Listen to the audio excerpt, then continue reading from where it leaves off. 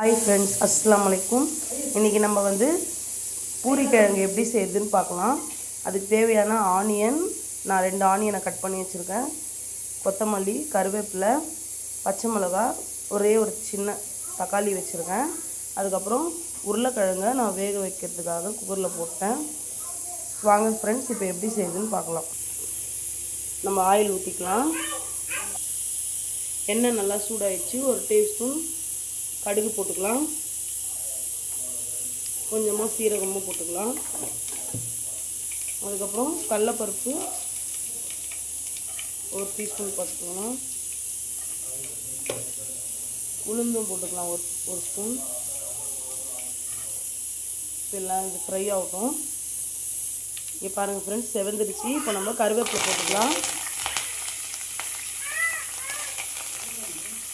அதுக்கப்புறம் ஆனியன் போட்டுக்கலாம்.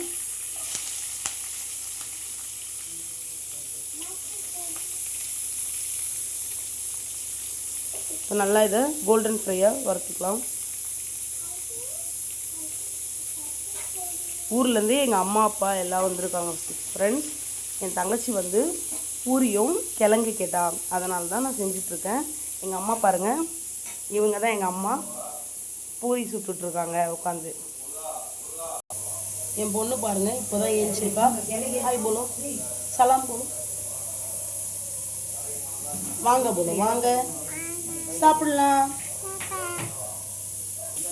இந்த ஆனியன் வதங்கட்டும். நம்ம உப்பு போட்டுக்கலாம் அதுக்கு தேவையான.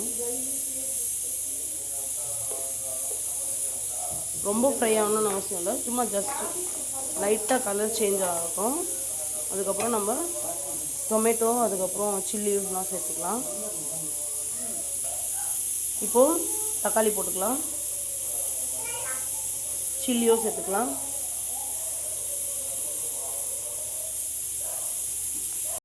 இங்கே பாருங்கள் ஃப்ரெண்ட்ஸ், என் பொண்ணு பாருங்கள், எங்கள் அம்மா தேத்தி பூரி எல்லாம் கொஞ்சம் கொஞ்சமாக எடுத்து சாப்பிட்டுட்ருக்கா. அவளுக்கு பூரி சாப்பிட சொன்னால் மாவு சாப்பிட்டுட்ருக்கா.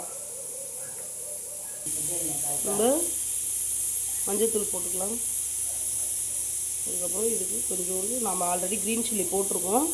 ஸோ கொஞ்சமாக ரெட் சில்லி சேர்த்துக்கலாம். அதுக்கப்புறம் கொஞ்சமாக கரம் மசாலா, இஞ்சி பூண்டு பேஸ்ட்டு ஒரு ஸ்பூன் சேர்த்துக்கிறேன். கிழங்கு வெந்துருச்சு. இந்த மாதிரி மேஷர் இருந்தால் சும்மா ஜஸ்ட் லைட்டாக மேஷ் பண்ணி எடுத்துக்கலாம். நான் எடுத்துக்கிட்டேன். இப்போ போட்டுக்கலாம். இந்த மாதிரி மிக்ஸ் பண்ணிக்கலாம். இப்போ ஒரு கொதி வந்தப்புறம் ஆஃப் பண்ணிக்கலாம். ஓகே ஃப்ரெண்ட்ஸ், இப்போது பூரி கிழங்கு ஆகிடுச்சு. இப்போ நம்ம பூரி சுட்டுக்கலாம். இங்கே பாருங்கள், பூரி எப்படி உப்புன்னு வந்துருச்சு. இந்த மாதிரி உப்புன்னு வர 2 டிப்ஸு தான். மாவு பிசையும் போது கொஞ்சோண்டு ரவை சேர்த்துக்கோங்க. அதுக்கப்புறம் இந்த லைட்டாக கலர் வரணும்னு கொஞ்சமாக சுகர் சேர்த்துக்கோங்க. இந்த 2 டிப்ஸு ஃபாலோ பண்ணி நீங்கள் பூரி மாவு பிசைஞ்சிங்கன்னா உங்களுக்கு இந்த மாதிரி பூரி கிடைக்கும். ஓகே ஃப்ரெண்ட்ஸ், பூரியும் கிழங்கு ரெடி ஆகிடுச்சு. உங்களுக்கும் பிடிச்சிருந்தா லைக் பண்ணுங்கள், ஷேர் பண்ணுங்கள், சப்ஸ்கிரைப் பண்ணுங்கள். ஓகே ஃப்ரெண்ட்ஸ், தேங்க்யூ, பாய்.